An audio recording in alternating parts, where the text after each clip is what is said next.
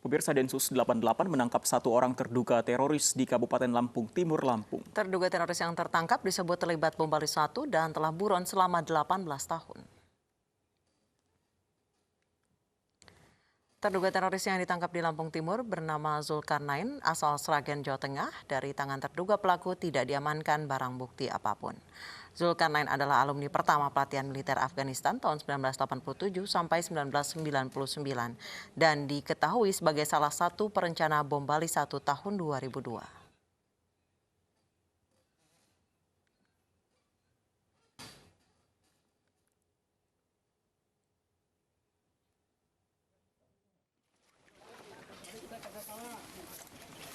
Bom Bali pertama terjadi pada 12 Oktober 2002. 3 bom meledak di kawasan Kuta dan Denpasar, Bali. Ledakan pertama terjadi 5 meter di depan sebuah diskotik yang berlokasi di Jalan Legian.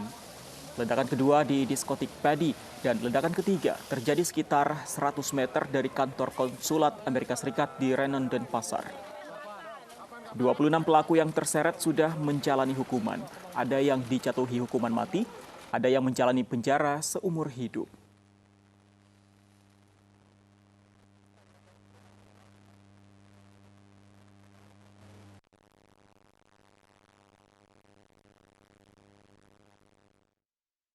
Dan pemirsa, untuk mengetahui bagaimana penangkapan teroris bom Bali sudah bergabung bersama kami Brigjen Pol Edi Hartono, Dirgakum BNPT melalui sambungan telepon. Selamat sore Pak Edi.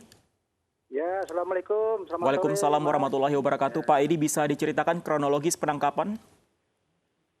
Ya, jadi terima kasih Pak atas kesempatan yang diberikan kepada kami dari BNPT. Pertama-tama kami mengapresiasi ya atas upaya pencegahan atau menggunakan strategi preemptive strike. Artinya aparat penegak hukum dalam hal ini Densus 88 telah melakukan upaya pencegahan dengan penegakan hukum, yaitu terhadap tokoh-tokoh utama daripada jaringan atau organisasi terorisme, yaitu Jemaah Islamiyah. Yang kita ketahui bersama bahwa organisasi teroris Jemaah Islamiyah ini sudah ditetapkan oleh Pengadilan Jakarta sebagai organisasi terlarang. Namun pada kenyataannya mereka masih terus melakukan perbuatan atau perbuatan persiapan untuk melakukan tindak pidana terorisme. Sehingga Densus 88 terus melakukan upaya ini sehingga tokoh yang tadi dikemukakan, yaitu tokoh JI yang sudah hampir 18 tahun menjadi masuk dalam daftar pencarian orang, sudah dapat dilakukan penangkapan hari ini. Demikian Pak. Baik Pak Edi, terduga teroris yang ditangkap di Lampung Tengah. Pak Edi? Halo. Ya, Pak Edi bisa mendengar kami? Halo, Pak. Halo, Pak Edi. Pak Edi? Halo, Pak. Pak Edi bisa mendengar kami? Ya, Pak, masih, Pak. Baik, Pak Edi, terduga teroris yang ditangkap di Lampung Tengah diketahui merupakan salah satu buronan bom Bali 1. Sejauh ini ada 26 orang yang terlibat dalam bom Bali 1 ini. Apakah masih ada yang buron lagi Pak selain Zulkarnain yang akhirnya berhasil ditangkap 18 tahun kemudian? Ya, jadi sudah ada tokoh-tokoh yang menjadi tokoh-tokoh penting dalam organisasi Jemaah Islamiyah. Jadi di samping Zulkarnain juga ada atas nama Upik Lawanga. Ini juga sudah menjadi DPO ya dari Abgakum Densus 88, di mana Upik Lawanga ini juga salah satu yang melakukan peristiwa terorisme di Poso ya, dan juga keahliannya membuat atau merakit bom dan senjata api. Jadi alhamdulillah aparat penegak hukum Densus 88 sudah dapat mengungkap beserta jaringan yang ada di wilayah Lampung. Demikian, Mbak. Pak Edi, apa peran terduga teroris dalam bom Bali 1, Pak? Ya, tentunya rangkaian dari peristiwa ini adalah bahwa Zulkarnain memang menjadi tokoh penting juga di dalam jalannya organisasi terorisme GI ini. Sehingga DPO ini memang sudah menjadi atensi sejak lama. Sampai saat ini memang ketika Amir terakhir ya, Amir GI terakhir yaitu atas nama PW, inisial PW yang sudah ketangkap yang dalam masih proses penyidikan. Nah sejak itulah diketahui bahwa organisasi Jemaah Islamiyah ini sudah merubah strateginya, yaitu tertuang di dalam PUBG ya. Jadi GI sudah mempunyai PUBG yaitu Pedoman Umum Perjuangan Jemaah Islamiyah. Nah itu yang mempengaruhi sampai saat ini mereka tetap terus eksis melakukan perbuatan terorisme. Persiapan ya. Baik, Pak Edi, 18 tahun buron, Zulkarnain ini diketahui ada di mana selama 18 tahun dan apa aktivitasnya? Apakah ada rencana penyerangan lagi? Ya tentunya kalau memang ada kesempatan dan peluang, mereka akan terus melakukan perbuatan tidak pidana terorisme. Memang perbedaan-perbedaan antara Jemaah Islamiyah dan juga Jemaah Ansarud Daulah yang juga sudah ditetapkan menjadi organisasi terlarang tahun 2018, ini cukup signifikan perbedaannya. Kalau Jemaah Islamiyah dia memang lebih taat kepada pimpinannya atau amirnya, tapi kalau Jemaah Ansarud Daulah itu dia lebih progresif. Artinya dia tanpa menunggu komando atau menunggu instruksi, dia langsung dapat melakukan aksi atau membuat perbuatan tidak pidana terorisme. Demikian, Mas.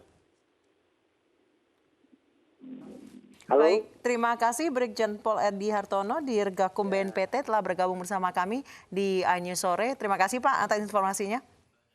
Pemirsa, kita ke informasi lainnya. 1 hari Rizik Syihab ditahan, awak media dilarang mendekat ke kawasan Petamburan. Sejumlah jurnalis pun dilarang mengambil gambar di dekat kediaman Rizik Syihab.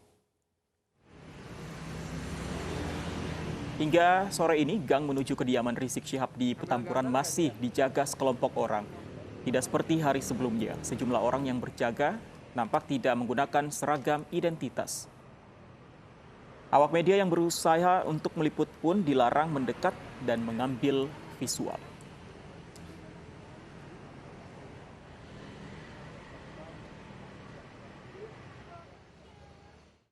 Setelah Rizik Syihab dan 3 tersangka lainnya menyerahkan diri, kini tinggal 2 tersangka lagi yang masih belum datang ke Polda Metro Jaya. Polisi memberi ultimatum jika tidak menyerahkan diri maka kedua tersangka akan ditangkap. Rizik Syihab dan 3 tersangka lain atas kasus kerumunan di Petamburan masih dalam pemeriksaan intensif.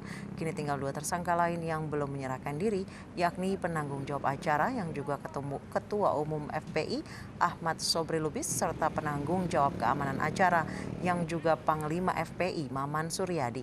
Polisi meminta kedua orang tersangka untuk segera menyerahkan diri, jika tidak akan ditangkap.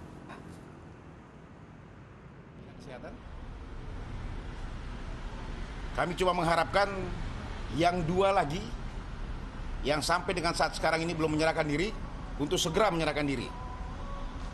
Ya.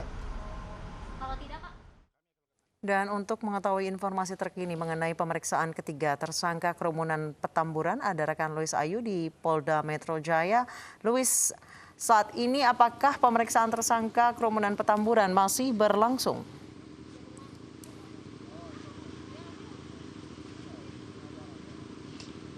Ya, pemirsa dan Anissa, 3 orang tersangka yang menyerahkan diri masih diperiksa oleh tim penyidik, mengingat pemeriksaan memang dimulai pada pukul 2 dini hari pagi tadi, yang artinya sekarang sudah sekitar 15 jam lebih ketiga orang tersangka ini berada di dalam ruang penyidik untuk menjalani pemeriksaan.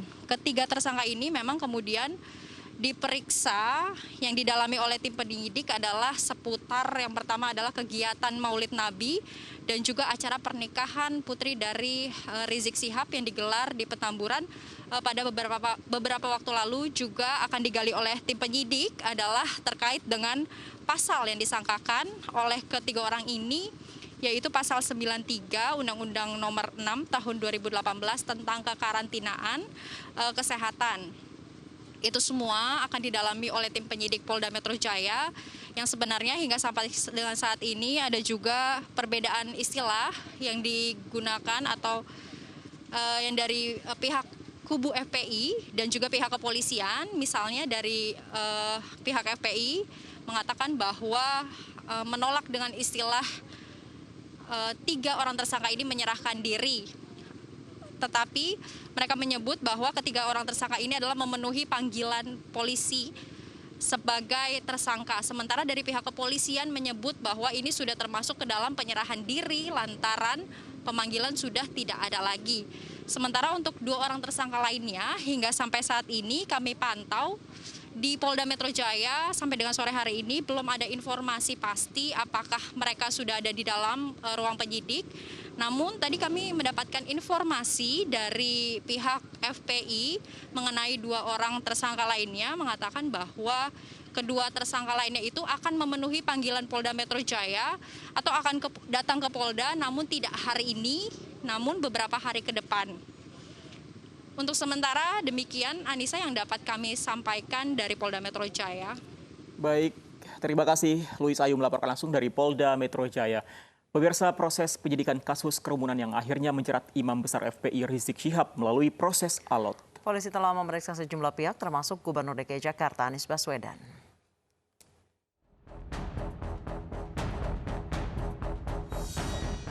Kasus Rizik Syihab berawal dari kedatangan Rizik ke tanah air yang disambut ribuan pendukungnya di Bandara Soekarno-Hatta hingga saat melaksanakan acara Maulid Nabi dan pernikahan putrinya yang mengumpulkan massa.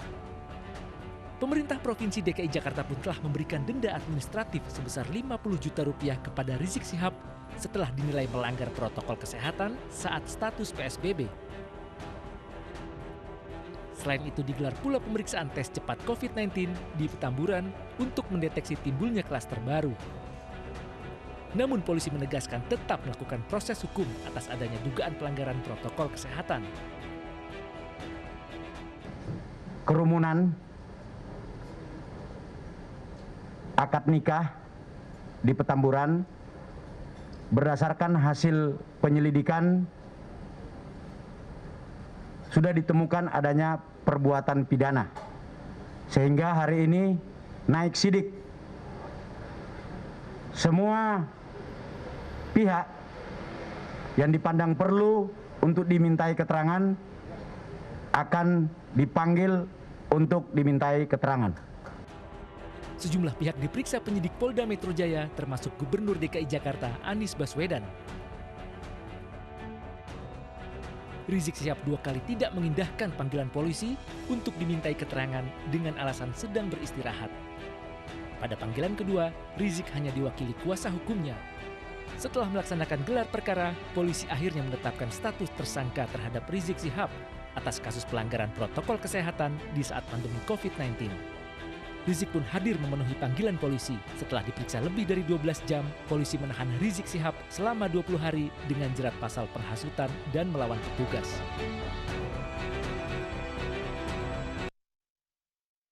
Presiden Joko Widodo menegaskan hukum harus ditegakkan untuk melindungi masyarakat. Namun Presiden juga mengingatkan aparat hukum harus sesuai prosedur dalam bertindak. Itu tidak boleh ada warga dari masyarakat yang semena-mena melanggar hukum, yang merugikan masyarakat, apalagi membahayakan bangsa dan negara. Dan aparat hukum tidak boleh mundur sedikit pun. Tapi aparat penegak hukum juga wajib mengikuti aturan hukum dalam menjalankan tugasnya, melindungi hak asasi manusia dan menggunakan kewenangannya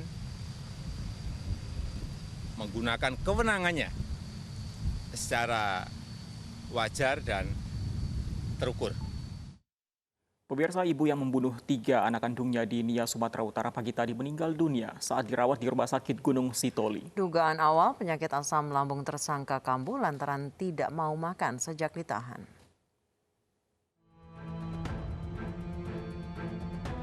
ML, ibu yang membunuh 3 anak kandungnya di desa Banua Sibohu, Nias, Sumatera Utara, meninggal dunia di Rumah Sakit Umum Gunung Sitoli Minggu pagi. Tersangka ML sebelumnya dirawat karena mengeluh sakit pada perutnya dan juga luka bekas senjata tajam di lehernya akibat mencoba bunuh diri. Menurut polisi, selama ditahan di Polres Nias, tersangka ML selalu menolak saat diberi makan. Meski disuapi oleh petugas, MT selalu memuntahkan dan mengeluh sakit pada perutnya. Tersangka bahkan sempat berupaya bunuh diri dengan menyakiti dirinya sendiri saat berada di dalam kamar mandi. Tersangka atas nama ML itu sakit pada perut. Oleh karena itu kita membawanya ke rumah sakit dan dilakukan pengobatan oleh dokter dan dilaksanakan opname terhadap tersangka ML ini. Dan akhirnya tadi pagi pukul 6, kurang lebih pukul 6:15 itu dinyatakan bahwa oleh dokter tersangka ini meninggal dunia. Untuk sementara polisi menyatakan penyebab kematian tersangka disebabkan sakit asam lambung yang dideritanya.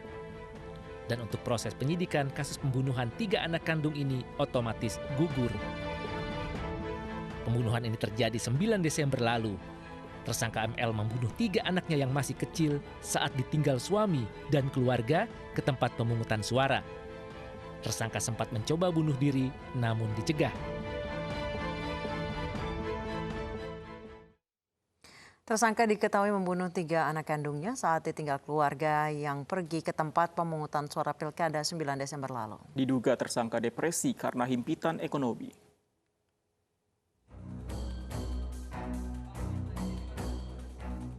Rabu 9 Desember lalu, warga Dusun 2 Desa Banua Sibohu, Nias Utara, Sumatera Utara digemparkan dengan penemuan 3 jasad bocah laki-laki yang ternyata dibunuh ibu kandungnya di dalam rumah.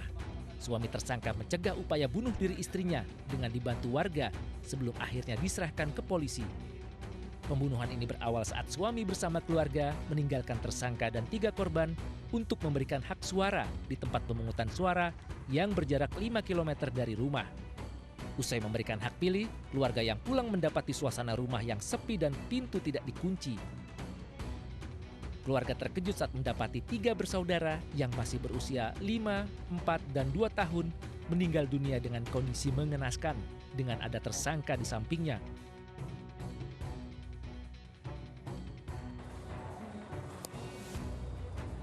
Motif tersangka tega menghabisi nyawa anaknya ini karena himpitan ekonomi.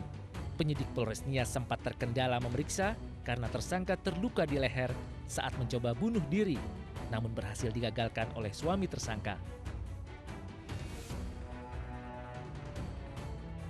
Namun pada Minggu pagi 13 Desember, tersangka meninggal dunia saat dirawat di RSUD Gunung Sitoli. Tersangka diketahui tidak mau makan saat ditahan di Polres Nias hingga diduga penyakit asam lambung yang dideritanya kambuh. Pemirsa, 2 tempat hiburan malam di kawasan Kebayoran Baru, Jakarta Selatan malam tadi disegel petugas karena melanggar aturan jam operasional dan protokol kesehatan. Dalam razia, petugas juga menemukan cairan pembersih tangan palsu.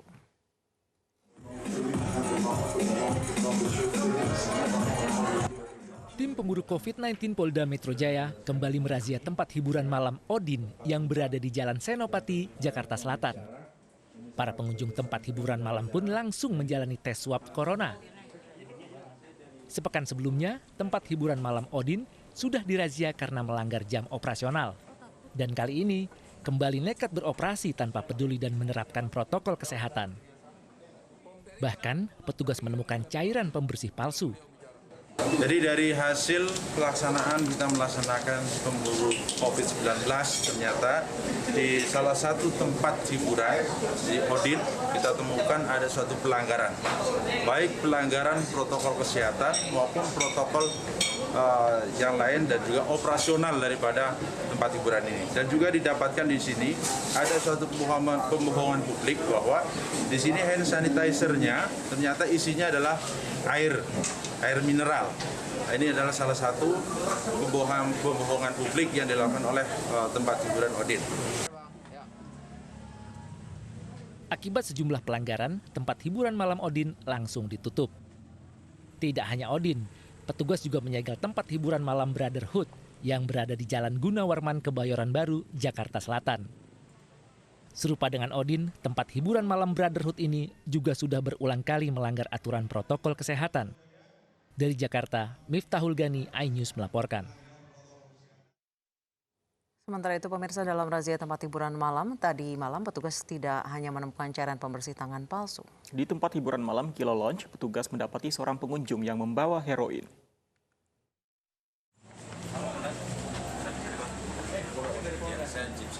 Usai merazia 2 tempat hiburan malam, Brotherhood dan Odin, petugas menuju tempat hiburan malam Kilo Lounge di Kebayoran Baru, Jakarta Selatan.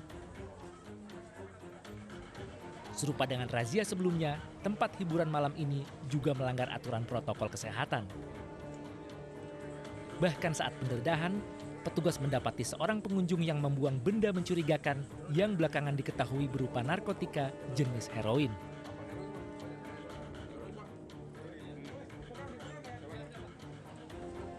Seluruh pengunjung tempat hiburan malam Kilo Lounge ini pun langsung diwajibkan menjalani tes urin. Hasilnya, 5 orang dinyatakan positif menggunakan narkotika dan langsung ditangkap.